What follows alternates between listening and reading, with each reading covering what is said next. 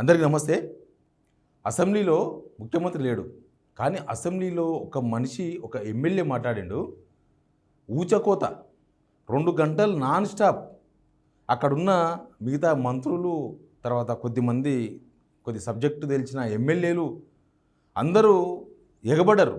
అయినా సరే ఊచకోతని 2 hours subject మొత్తం అసలు ఎక్కడ డివేట్ కాకుండా, అసలు స్పీకరే ఆయన మాట్లాడుతుంటే ఒక్కోసారి నవ్వుతున్నాడు, ఒక్కోసారి ఇట్లా పెట్టుకుంటున్నాడు, ఒక్కోసారి ఏమనాలో తెలుస్తలేదు స్పీకర్కి. అంత సబ్జెక్టు అన్నీ రుణమాఫీ నుంచి స్టార్ట్ చేస్తే, రైతు భరోసాకి వెళ్ళి మొదలు పెడితే, ఫీజు రియంబర్స్మెంటు, మైనార్టీసు, వాళ్ళు ఇచ్చిన మహిళలకు ఇచ్చిన స్కీమ్స్, ఉచిత బస్సు, 2500 రూపాయలు, ఇంకా మొత్తం A to Z అసలు బయట రోజు జరిగే వ్యవహారాలు మొత్తం 2 అవర్స్లో, ప్లస్ వాళ్ళ బడ్జెట్లో ఉన్న బొక్కలేందో మొత్తం బయట పెట్టేసిండ్రు. ఎవరో కాదైనా మాజీ మంత్రి హరీష్ రావు.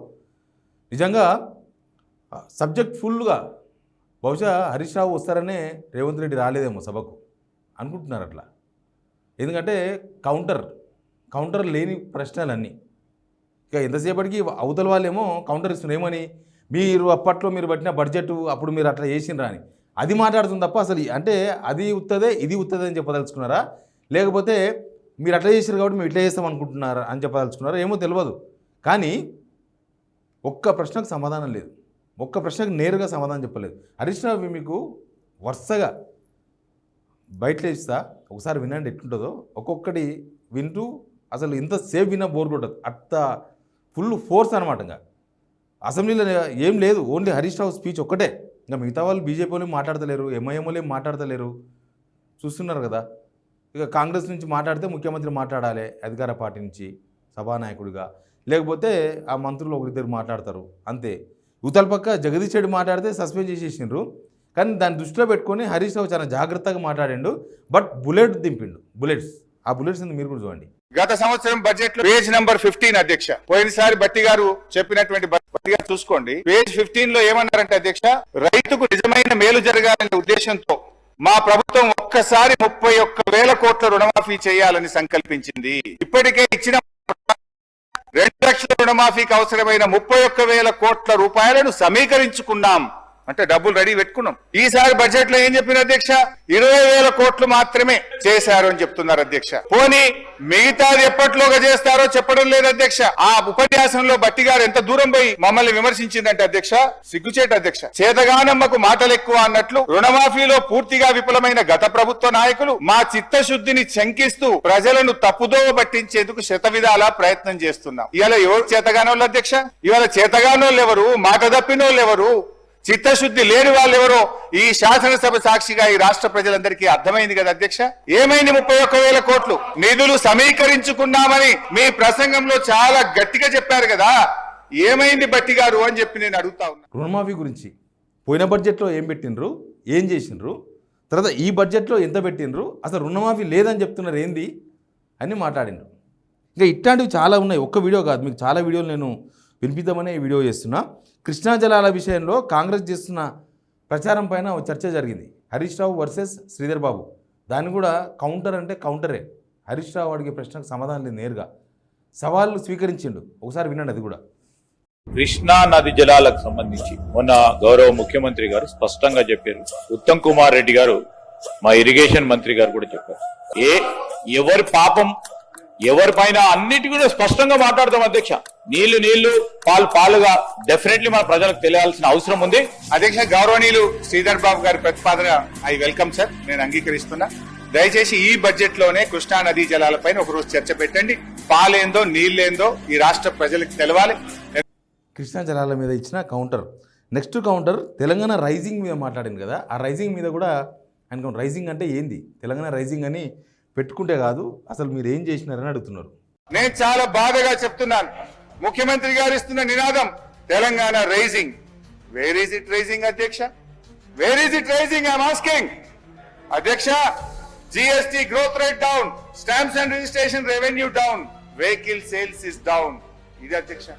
రాష్ట్రం ఏర్పడ్డ తొలినాళ్లలోనే ఈ రాష్ట్ర ప్రభుత్వం, ముఖ్యమంత్రి గారు దివ్యంగా ఉన్న రాష్ట్రాన్ని దివాలా అనే దిక్కుమాలిన ప్రచారం చేయడం వల్ల పెట్టుబడులు రాకుండా పోయినాయి.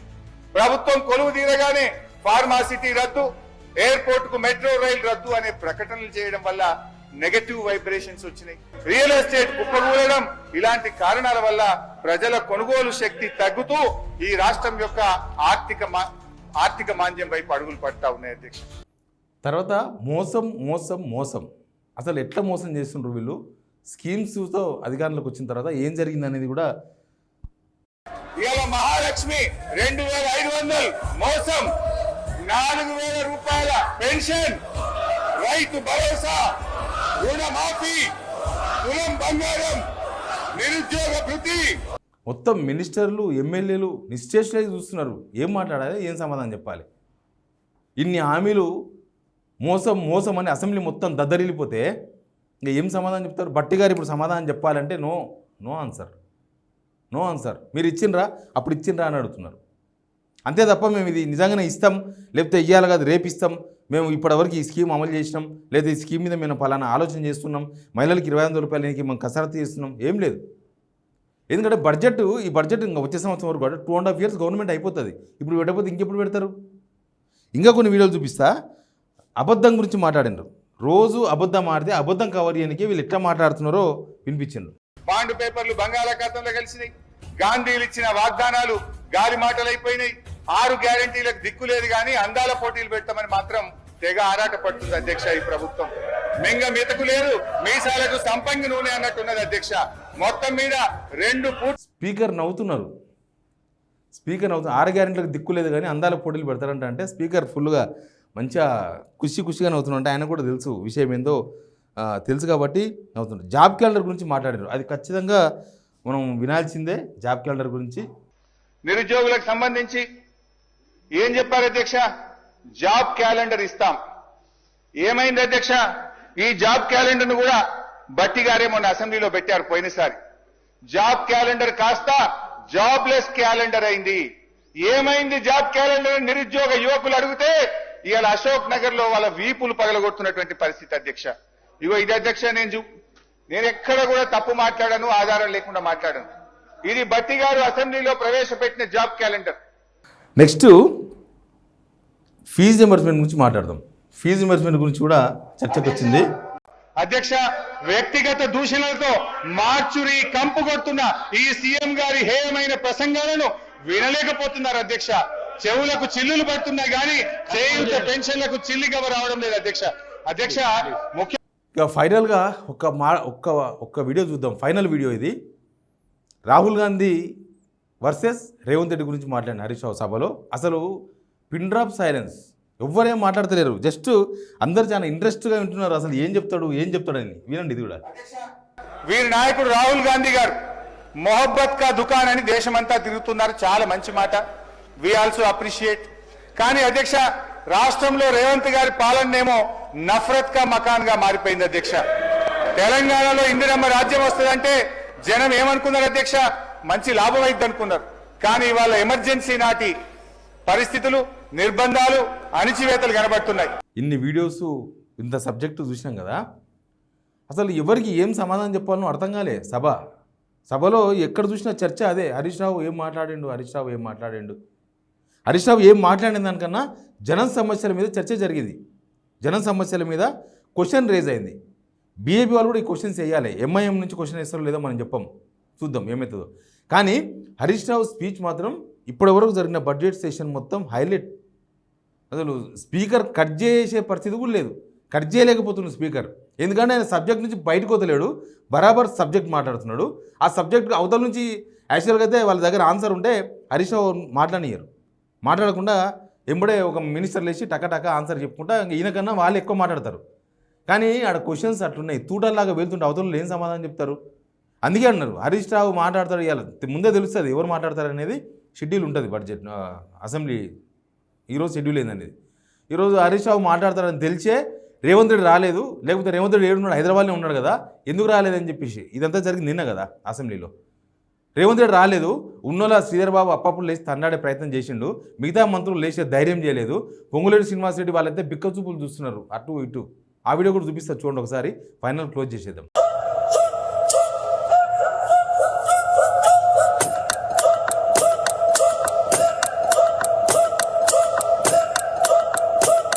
అది అది సిచ్యువేషన్. ఫైనల్గా హరీష్ రావు మాట్లాడుతుంటే అక్కడ నుంచి సమాధానం లేకుండా అయ్యింది అసెంబ్లీ. లేకపోతే మామూలుగా అయితే వాళ్ళ దగ్గర ఇంచిత్ సమాధానం ఉంటే మొత్తం మైక్ కట్ చేసేసి అసలు మాట్లాడే అవకాశం ఇయ్యరు. కానీ assembly one day hero Harish Rao. Question అంటే క్వశ్చన్, నో ఆన్సర్ క్వశ్చన్స్. మొత్తం జనాలు ఏమనుకుంటున్నారో ఆ క్వశ్చన్ రేజ్ చేసిన Harish Rao. Please subscribe signal TV.